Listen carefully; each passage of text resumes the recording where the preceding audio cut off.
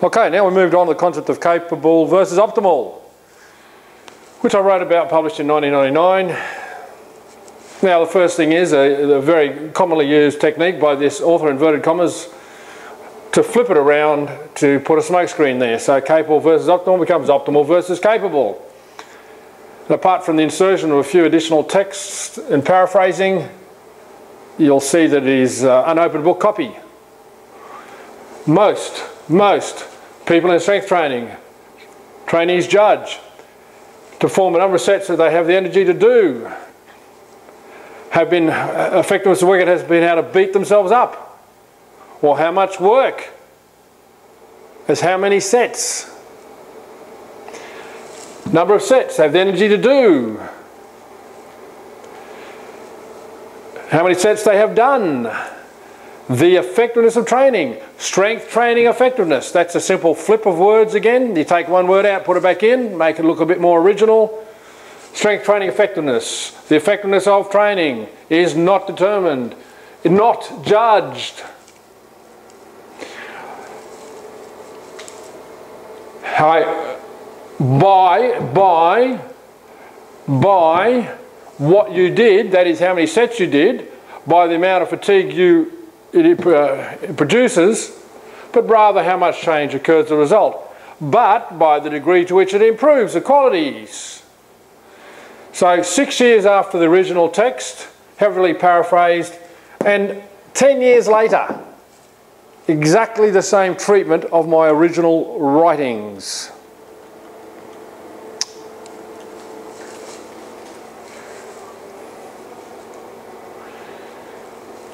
The best advice I can offer you is, unless you have valid proof, more will be significantly better. Always do less until you have that proof.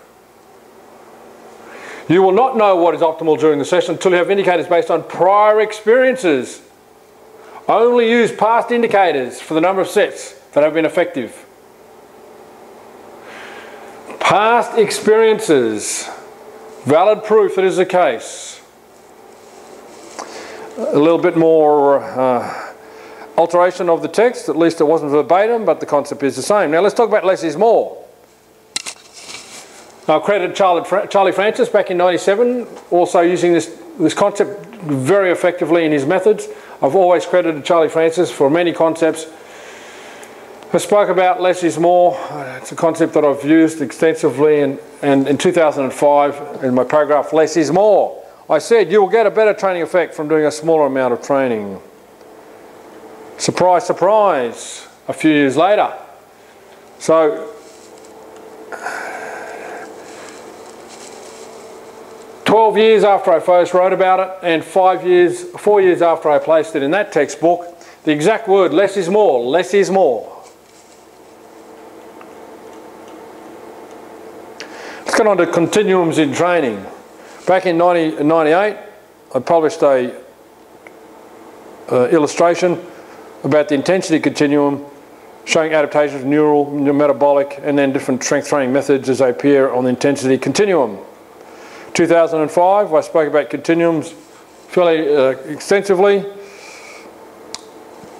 and however the interconnectedness of all the physical qualities, understanding the interconnectedness of all the physical qualities, each physical quality can be trained on either end of the power capacity continuum. Now,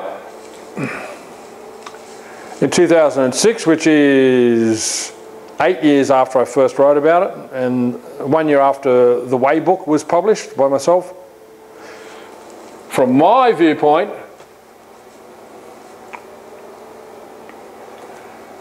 continuum. You may be on one end of the continuum, but your goal remains similar. So enough about continuums. Let's go to coordination, movement patterns affecting range of movement.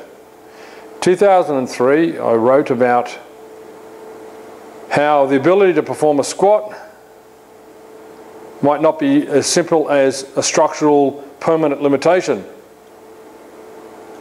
Because I talked about, I have a theory that most lifters develop a certain technique for squatting and stick to it. It doesn't mean they can't physically do it. It means that they think they can't do it.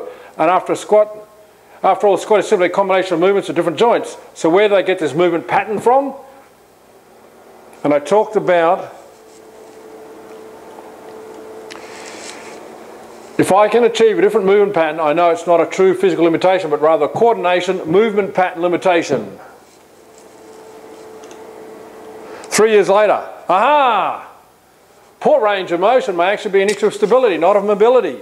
Some smoke screen by names dropping some other people. Oh, coincidentally, use of the squat is a good example. Let's talk about measuring the effectiveness of training. In 1998, I wrote, training effectiveness is not judged by what you did. 5 years later, the effectiveness of training is not determined by the amount of fatigue. You know, we spoke about this earlier in this video. That is a cut and paste with a few words moved around. Let's talk about results. Now, because I'm actually trained athletes and have trained athletes for many decades, and results are important to me because my performance has been measured by the scoreboard, the podium, the number of medals, etc., etc., etc., I have spoke extensively about results being important. In 2005, I wrote, it doesn't matter what you, another person, a textbook or research article thinks or claims should happen as far as the training outcome. All that matters is what is happening, what was the outcome. Value this above all else and respond accordingly with no attachment to your prior perceptions where the message is to the contrary. The year later, only matters results. Only results matter. It doesn't matter what. It doesn't matter what used to happen. You, another person, textbook or research article, thinks should happen. Think should happen. All that matters is what's happening, what was the outcome. What a textbook tells you what is happening, what the experts say, or what a bunch of borderline retarded pencil dicks on a forum post about.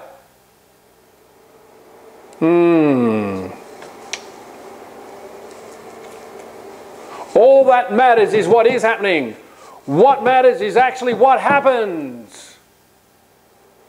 Value this above all else and respond accordingly with no attachment. Once a coach really understands this, he can let go of any preconceived notions of what should have happened.